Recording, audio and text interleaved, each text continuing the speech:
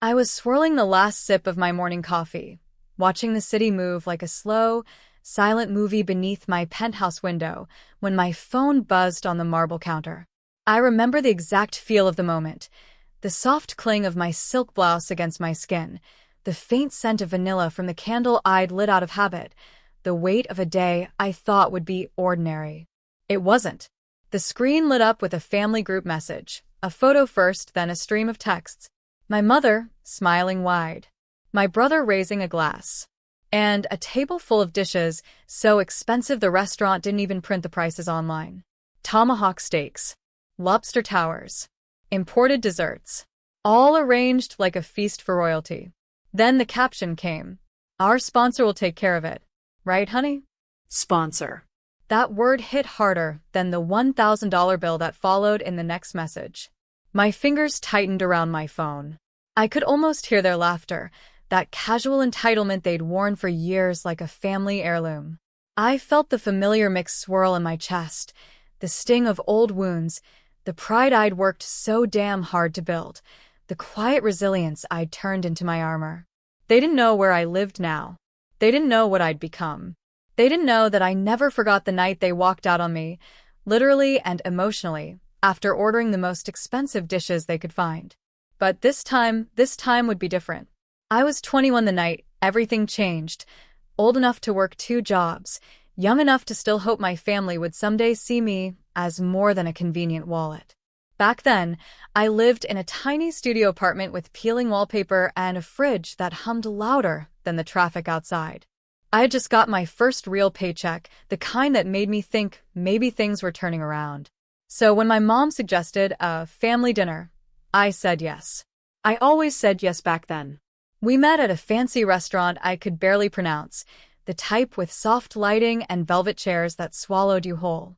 I wore my only decent dress, the one my grandma had sewn for me years ago, navy blue with slightly uneven stitching along the waist. Every time I touched it, I heard her voice telling me, "One day, sweetheart, you'll buy dresses that fit your dreams, not your budget." I didn't know how prophetic that moment would become. The waiter greeted us with a menu that didn't bother printing prices. My mother and brother went straight for the most luxurious items, lobster, truffle risotto, imported steaks, laughing like they were celebrating something. I hesitated, my hand trembling just slightly as I held the menu. "You're paying, right?" my brother said, not even looking up. It wasn't a question. It was a sentence. Something inside me tightened, but I forced a small smile. "I guess so." They didn't thank me. They never did. When the bill came, nearly $600, my throat closed up. I remember my hands shaking as I slipped my card into the tray, praying it wouldn't embarrass me with a decline. My mother didn't even glance my way. She just stood up, grabbed her purse, and said, "Good girl. Good girl." Like I was a pet performing tricks. But the worst part wasn't the money. It was when we stepped outside, and my brother said casually, "Next time, pick a cheaper place. You know we can't afford this." We. As if I hadn't just emptied my savings for a meal I barely ate. That night, when I got home, the apartment felt colder than usual. I sat on the edge of my bed, clutching the navy blue dress to my chest, and sobbed until my ribs hurt. I realized something in that moment. My family wasn't going to change. So I did. I folded the dress gently, whispered, "Thank you, Grandma," and made a promise to myself. I would build a life where no one could ever use me like that again. Leaving wasn't dramatic. There was no slammed door, no symbolic suitcase, no tearful goodbye. It was quieter than that, almost too quiet. I simply woke up the next morning, looked at the fading navy blue dress draped over my chair, and realized I couldn't keep living a life that shrank me. So I left the version of myself who begged for approval and built a new one. I started with a small step, signing up for a business skills workshop at the community center. It was free, held in a cramped room that smelled faintly of whiteboard markers and instant coffee, but it was the first place in a long time where I felt seen. That's where I met Marilyn, a woman in her late 50s with silver-streaked curls, sharp glasses, and a voice that held both authority and warmth. She saw something in me before I saw it in myself. "You're smart," she said one evening after class, tapping my notebook filled with scribbled ideas. You've got grit. That's rarer than talent. Don't waste it. That sentence became the spark I built my life on. I got a small internship at her startup. Nothing glamorous, just organizing files, responding to emails, learning the language of business. But every long night, every new skill, every tiny win felt like stitching together a new identity. I spent countless hours watching tutorials, reading articles, practicing software I barely understood, failing, retrying, crying, then trying again. There were nights when my eyes burned from staring at a laptop screen, nights when self-doubt squeezed my heart so tightly I could barely breathe. But then I'd remember sitting in that restaurant, hearing the words, "good girl," feeling the sting of being taken for granted, and suddenly, quitting didn't feel like an option. My first breakthrough came unexpectedly. A client loved the marketing pitch I'd helped craft and requested me, specifically me, for their next project. I made $200. It felt like $2 million. I used the money to buy a new pair of black heels, not expensive but sturdy, the kind that made me stand taller when I walked into a room. My successes grew slowly, like small ripples turning into waves. A freelance project here, a consulting gig there. And with Marilyn guiding me, I learned how to turn ideas into strategy, strategy into profit, and profit into something far more valuable: independence. When her company expanded, she promoted me, and then promoted me again. Eventually, she offered me a partnership deal that changed everything. I cried in her office, my chipped nude nail polish glinting under the soft lights as she hugged me and said, "You earned every inch of this." I didn't tell my family. Not when I signed my first high-paying contract. Not when I bought my first car, used but mine. Not when I moved into a nicer apartment. Not even when we opened a second office and my income tripled. Every social media post I made was modest: a cup of coffee, a desk view, a blurry sunset. I knew exactly what would happen if they found out. And I wasn't ready to give them that access again. I wanted to grow quietly, privately, Safely. and for years it worked. Until today, when that message lit up my phone and dragged the past straight into my present. I didn't respond to their messages right away. I just stared at the photo. The towering plates, the wine glasses, the smiles that stretched wide because they thought someone else would foot the bill. Someone being me. My mother sent another text. "Honey, they're waiting to run the card. Hurry." As if I were an ATM with a pulse. I placed my phone face down on the counter and inhaled slowly. The city outside shimmered with late morning sunlight, casting gold squares across the white oak floors of my office. My office. The one on the top floor of a building with my name listed quietly, subtly, on the ownership documents. The one my family had no idea existed. A knock echoed through the space. My assistant, Eva, poked her head in. "The Scott investors are here early.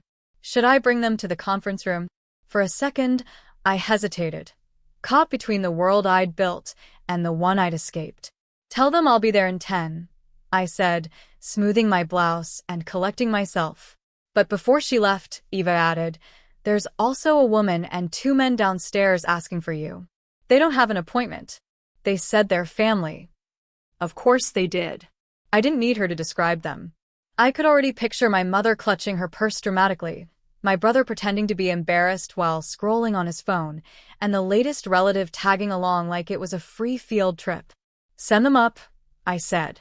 The words tasted strange, powerful, dangerous, final.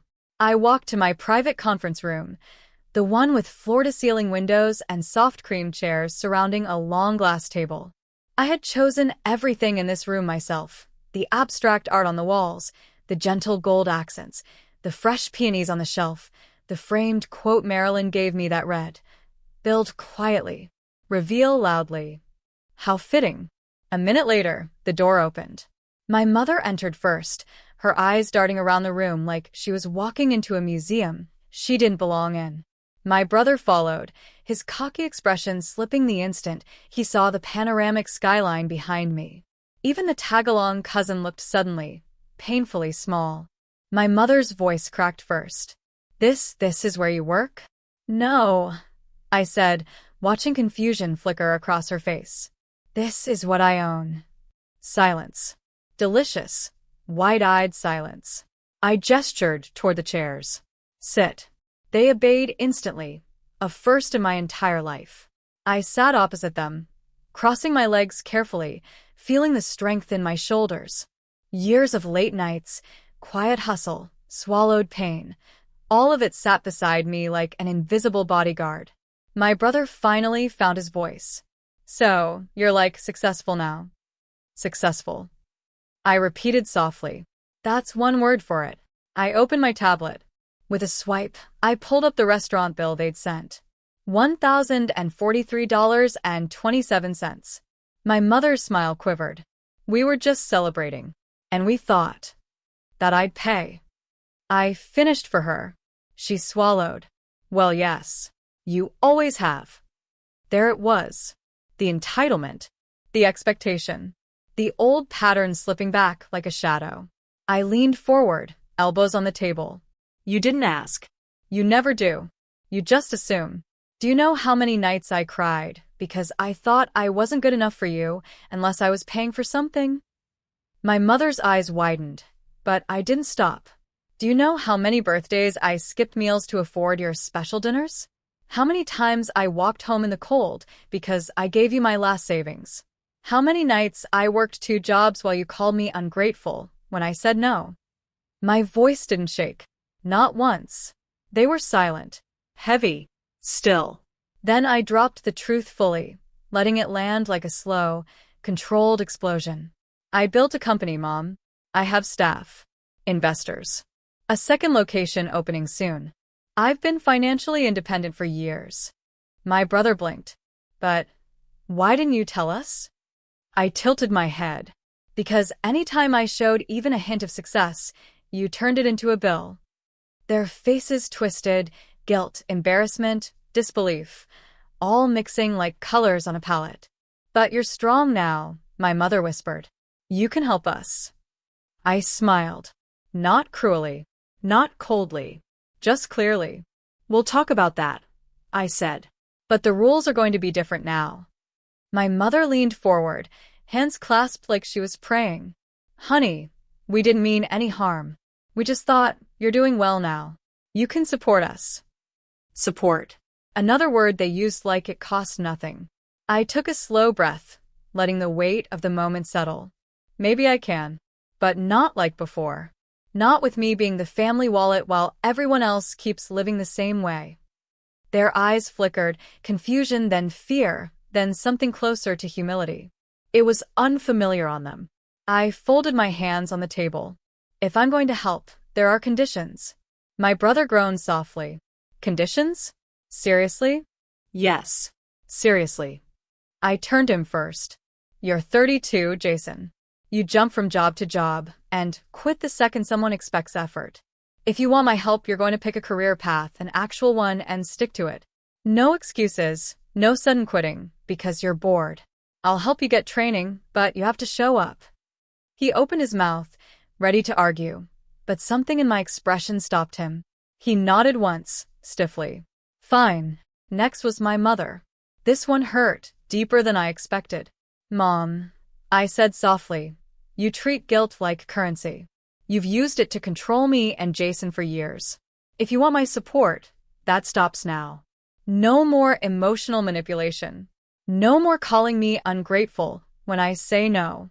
No more acting like love is a debt I owe you. Her lip trembled. I don't do that. I raised an eyebrow.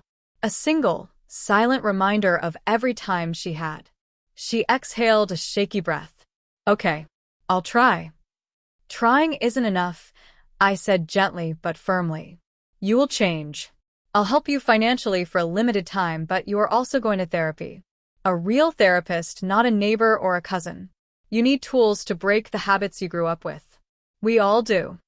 She looked stunned. Therapy wasn't a word she expected to hear. But she didn't argue. Not this time. Then my eyes moved to my cousin, who instantly shrank under my gaze. And you, I said. You've tagged along for every free meal, every ride, every convenience. If you want help, you're getting a job. I'll point you toward openings. But I won't be funding your hanging out lifestyle anymore. He swallowed and nodded quickly. The power shift in the room became almost palpable, like air clearing after a long, suffocating storm. For years, I had let them walk over me, guilt-trip me, treat me like a bottomless resource. Now they were seeing me as something else, a woman with boundaries, strength, and enough self-worth to protect what she built. I leaned back slightly, letting the silence teach them the lesson. As for the restaurant bill, I added, tapping the screen, I'll pay it. But this, I pointed at the four-figure total, is the last time I pay for irresponsibility. My brother nodded slowly. We understand. My mother wiped her eyes, her voice barely a whisper. I didn't realize how much I hurt you. I know, I replied, softening just a little. But that doesn't erase the impact. In the past, I would have cried, or apologized, or minimized my feelings so they wouldn't feel bad. Not today. From now on, I said, if you want to stay in my life, you stay with respect. That's the only condition that matters. Their silence wasn't defensive anymore. It was reflective. A first step. The days that followed felt strangely quiet, not the uneasy silence I used to fear, but a calmness that settled in my chest like a warm blanket. For the first time in years, my phone wasn't filled with demands disguised as check-ins or guilt wrapped as affection. Instead, I received short, simple messages. From Jason, I enrolled in a certification program. Classes start Monday. From my cousin, got a job interview. Practicing answers. Wish me luck. And from my mother, the hardest, the most unexpected. I found a therapist. First session next week. I hope you're proud of me. I stared at her message for a long time. Not because I doubted her, but because I finally saw something I'd never seen in her before. Effort. Real, trembling, vulnerable effort. A week later, they came to see me again. No entitlement, no expectations, no casual assumption that I would take care of everything. My mother held a small bouquet of lilies, the kind I used to admire through flower shop windows but couldn't afford to buy. She offered them with a hesitant smile. For your office, if you want them. Not a demand. Not a bribe. A gesture. I placed them in a vase on the corner table, right beside the framed quote Marilyn gave me. The lilies looked soft against the sunlight, fresh and full of new beginnings. We sat together, awkward at first, then slowly easing into something that felt unfamiliar but hopeful. They told me about their changes, their plans, the hard realizations they were having to face. I listened, not as their provider, but as someone finally equal in the room. For the first time, I wasn't the family wallet. I was the woman they were learning to respect. That night, after they left, I walked to the shelf and picked up the symbolic object that had quietly guided me through this entire journey, the navy blue dress my grandmother had sewn all those years ago. The uneven stitches, once a reminder of struggle, now felt like a map of every turn that brought me here. I held it against my chest and whispered, I made it, Grandma. I really made it. The skyline glittered outside my window, the city pulsing gently, as if nodding in agreement. I felt a sense of closure wrap around me. Not the kind that ends a story, but the kind that opens a new one, filled with strength and boundaries and love that no longer requires self-sacrifice. And as I hung the dress back carefully, smoothing the fabric with my fingertips, one final line formed effortlessly in my mind, the truth I would carry with me forever.